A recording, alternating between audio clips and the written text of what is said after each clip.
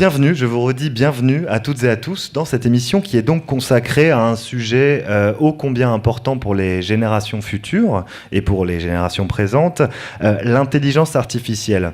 Alors, la technologie d'intelligence artificielle, on l'a vu, on en parle, elle est présente à peu près partout aujourd'hui, de la tête de notre République, avec la volonté du président Macron de faire de l'intelligence artificielle, de la France plutôt, un leader de l'intelligence artificielle, à nos salons où on peut papoter tranquillement avec des enceintes connectées qui utilisent, pour certaines d'entre elles, ces technologies. Juste un petit rappel pour les plus béotiens d'entre nous, je ne parle pas de vous dans cette salle, mais peut-être de celles et ceux qui nous regardent sur YouTube ou qui nous écouteront par la suite sur les plateformes de podcast. 20 ans seulement se sont écoulés entre la victoire de l'ordinateur Deep Blue contre Garry Kasparov en 97, ce qui ne nous rajeunit pas, et celle d'AlphaGo contre le champion du monde de Go Lee Sedol l'année dernière en 2017. Et ce qu'il faut savoir, c'est que quelques mois plus tard, le système AlphaZero, toujours de Google DeepMind, devenait champion des échecs en moins de 24 heures, sans apprentissage humain supervisé. Je parle sous votre supervision, bien évidemment, et avec comme seule règle un livre de règles, justement, de jeux d'échecs. On est sur une tendance clairement exponentielle de la progression des performances de l'intelligence artificielle, ce qui fait dire au mathématicien et philosophe Gilles Dovec que nous assistons à, je le cite, une révolution scientifique comparable et peut-être supérieure en importance à la conquête de l'espace. Je vous laisse méditer quelques secondes là-dessus avant de reprendre la parole. Donc l'usage de ces technologies se développe dans plusieurs domaines bien réels, mais elles se sont auparavant imposées dans nos imaginaires. Et ça peut parfois poser un petit problème, parce qu'il faut bien avouer qu'on a plus tendance à visualiser Terminator que Wall-E, quand on parle d'intelligence artificielle. Donc ces fantasmes relativement négatifs autour de ces technologies qui vont conquérir le monde et réduire l'humanité en esclavage sont légion. Résultat, quand elles débarquent dans nos entreprises, il faut bien avouer que ça fait parfois un petit peu peur. Dans certains esprits, l'intelligence artificielle constitue une menace plus qu'une opportunité, encore maintenant. Une récente étude menée en France soulignait d'ailleurs que si 80% des dirigeants considèrent que l'intelligence artificielle est une bonne chose pour leur entreprise, vous savez combien de pourcents des salariés considèrent que c'est une bonne chose pour leur entreprise 40. Voilà.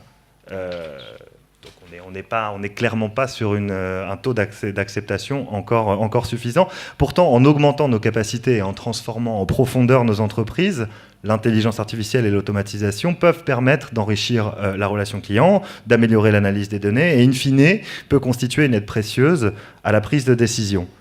C'est bien là la promesse du sixième sens qui s'affiche un petit peu partout. Les entreprises augmentées grâce à l'intelligence artificielle et qui prêtent attention aux craintes de leurs salariés, sauront s'imposer et prendre le lead, vraisemblablement, au XXIe siècle. Et c'est justement cette focale qu'on a choisi d'évoquer ce soir, en nous penchant sur l'intelligence artificielle en entreprise, un sujet qui est peu ou mal traité dans les médias grand public, je me permets de le dire, et je n'ai pas peur. Alors, pour cela, j'ai la chance et l'honneur d'être entouré de spécialistes de cette révolution technologique, à commencer par Marie-Caroline Baer, qui joue à domicile ce soir, puisque après avoir travaillé sur de grands projets d'innovation et de transformation numérique pour de grands groupes au sein de Capgemini Consulting, vous dirigez désormais la practice Smart Automation du cabinet. Bonsoir, Marie-Caroline. À ses côtés, de l'autre côté plutôt de David que je vous présentais tout à l'heure, je vous présente Mélanie Casse qui travaille entre R&D et commerce chez EDF depuis 2001, si mes informations sont bonnes. Data scientist de formation, vous pilotez depuis quelques mois un projet du nom d'Aria, dont on reparlera tout à l'heure, qui a pour ambition d'identifier le potentiel de création de valeur de l'IA pour le marché des particuliers. Bonsoir à vous, Mélanie. Bonsoir. Et enfin, David Bessis, qui, après avoir occupé un poste de chercheur en algèbre, et en géométrie au sein de plusieurs institutions, a franchi le pas, a sauté le cap, et a créé son entreprise en 2010. Cette entreprise s'appelle Tiny Clues et propose une plateforme s'appuyant sur du deep learning pour détecter les futurs acheteurs de n'importe quel produit mis en avant dans des campagnes marketing. C'est bien ça ? Exactement. Super. Et bonsoir David. Donc voici nos trois intervenants avec qui on va rentrer très vite dans le vif du sujet et dans le vif de la discussion. Puisqu'on l'a vu au cours de mon introduction qui se voulait un peu courte, l'intelligence artificielle a presque autant de définitions que d'applications, qui sont déjà nombreuses. On va d'ailleurs s'en rendre compte avec ce petit tour de table, au cours duquel j'aimerais simplement que vous répondiez à une question qui est simple aussi. C'est quoi l'intelligence artificielle et comment vous l'utilisez au quotidien? Marie-Caroline Baer, à vous l'honneur de commencer à répondre à cette question. Merci. Pas la plus facile des questions. Moi, je me dis que l'intelligence artificielle, c'est ce qui doit quand même permettre d'égaler et de dépasser l'intelligence humaine. Donc, en fait, je raisonne plutôt dans ce sens-là. Et aujourd'hui, l'intelligence humaine, c'est ce qui permet finalement à l'homme de comprendre le monde extérieur, de voir, d'entendre, de sentir, et puis de l'interpréter pour prendre des décisions, mener des actions. Donc je pense que toutes les technologies de l'intelligence artificielle qu'on connaît aujourd'hui vont dans ce but-là. Il y en a beaucoup qui manquent. Je pense qu'il n'y a rien sur le toucher, par exemple, ou sans doute très peu de choses. Donc je pense qu'en fait, l'IA, c'est surtout, vous le disiez en introduction, un énorme disrupteur en fait, qui se profile pour les entreprises, et je pense qu'on n'en est qu'au début. Et quand vous dites que ça va peut-être potentiellement dépasser l'intelligence humaine, vous êtes consciente que ça peut effrayer un certain nombre d'individus? Non, mais ça peut tout à fait effrayer. Après, les délais de dépassement qui sont couramment communiqués sont plutôt autour de 2045, donc ça nous laisse un petit peu de marge pour y réfléchir. Et pour s'y préparer. Alors, Mélanie Casse, pour vous, sur la définition de l'intelligence artificielle et la façon dont vous l'utilisez au sein d'ARIA, parce que j'ai dit ARIA, mais je n'ai pas dit ce que ça voulait dire. C'est vrai. Alors pour ARIA, ça veut dire automate, robot et intelligence artificielle. Donc c'est le projet qu'on a monté à EDF Commerce pour travailler et explorer l'intelligence artificielle.